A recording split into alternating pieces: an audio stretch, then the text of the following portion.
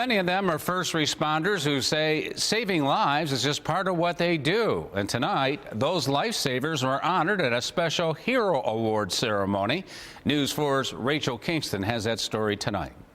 What do a letter carrier, a nurse, police officers, and firefighters all have in common? It all went above and beyond the call of duty, or even in the case of the civilian, went above and beyond just driving past an incident to save the life of another individual.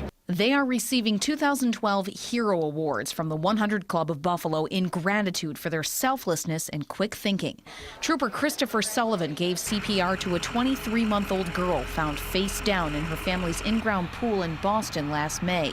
By the time paramedics arrived, Sullivan had the child breathing again. Receiving this recognition, although I don't feel like I'm a hero, but it is an honor that other people do see me as a hero.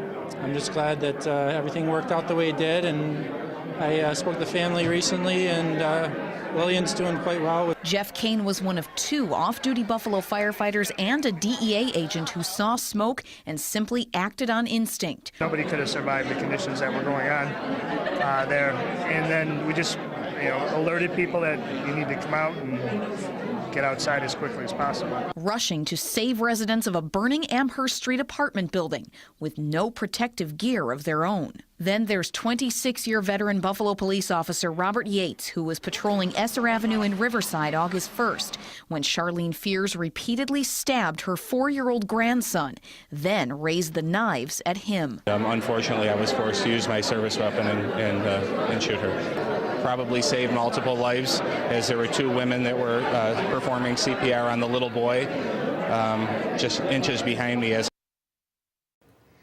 Also honored tonight were North Tonawanda police officer Daryl Trudy, who jumped into the Niagara River to rescue a swimmer who was being swept toward the falls, and civilians Denise Pichowski, Barry Ely, and Mark Stevens, who worked together to keep a bicyclist breathing after he was struck by a minivan in rush hour traffic. Rachel Kingston, News 4.